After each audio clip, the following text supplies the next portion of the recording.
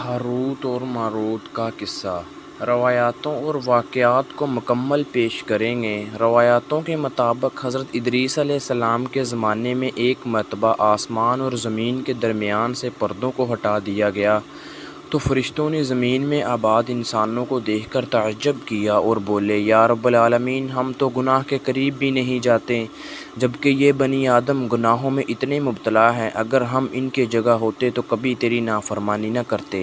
اللہ نے ارشاد فرمایا، انسانوں کو غصہ اور شہوت دی گئی ہے، اگر یہ چیزیں تمہیں دی جائیں تو تم بھی اسی طرح گناہ میں ملوث ہو جاؤ گے۔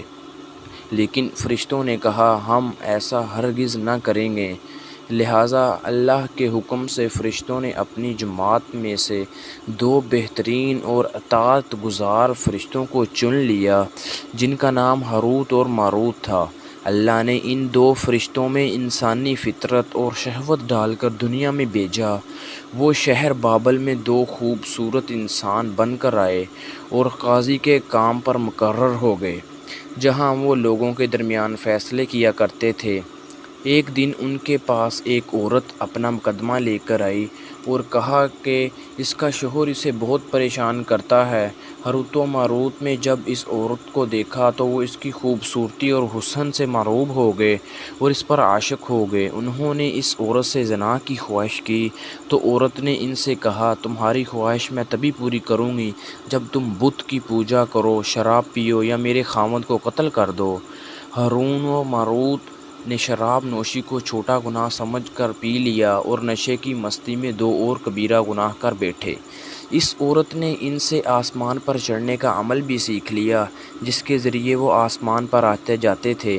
جب عورت اس عمل کے ذریعے آسمان پر گئی تو اللہ کے حکم سے اسے ستارے کی شکل میں مسخ کر دیا گیا۔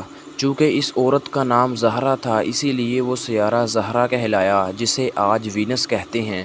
اس گناہ کی وجہ سے ہاروت اور ماروت خود وہ اسم اعظم بھول گئے جسے پڑھ کر وہ آسمان پر جاتے تھے، اور بطور سزا انہیں بابل کے ایک کنویں میں الٹا لٹکا دیا گیا، جہاں وہ تا قیامت یوں ہی قید رہیں گے۔ یہ ایک اسرائیلی روایت ہے جسے امام ابن کثیر اور فخر الدین رازی جیسے مفسرین افسانہ اور من گھڑت کہانی قرار دے کر سختی سے رد کر دیتے ہیں۔ وہیں امام سیوطی جیسے علماء اس روایت کو مستند مانتے ہیں۔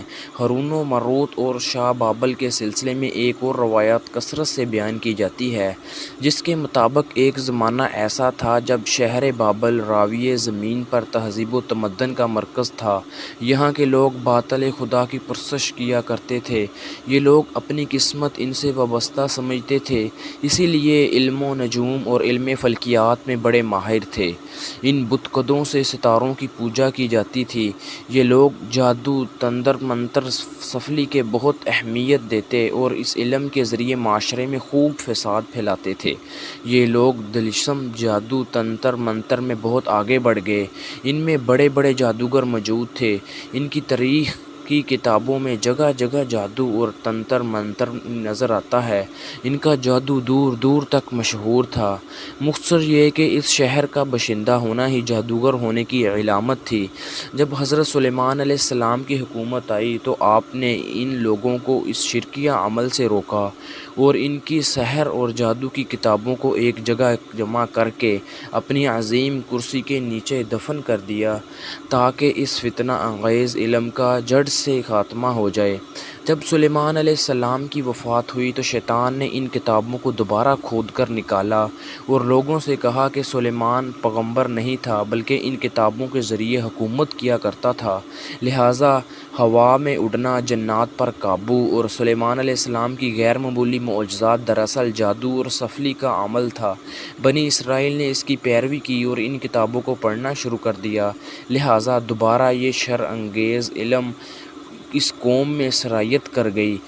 اللہ نے سلیمان علیہ السلام پر لگائے گئے الزام اور تہمت کی نفی کرتے ہوئے سورۃ البقرہ میں فرمایا ہے، اور انہوں نے اس چیز کی پیروی کی جو شیطان سلیمان کی بادشاہ کے وقت پڑھتے تھے، اور سلیمان نے کفر نہیں کیا لیکن شیطان ہی کفر کیا۔ لوگوں کو جادو سکھاتے تھے، اور اس چیز کی بھی جو شہر بابل میں ہاروت اور ماروت دو فرشتوں پر اتارا گیا تھا، وہ کسی کو نہ سکھاتے تھے جب تک یہ نہ کہہ دیتے کہ ہم تو صرف آزمائش کے لیے ہیں، تو کافر نہ بن۔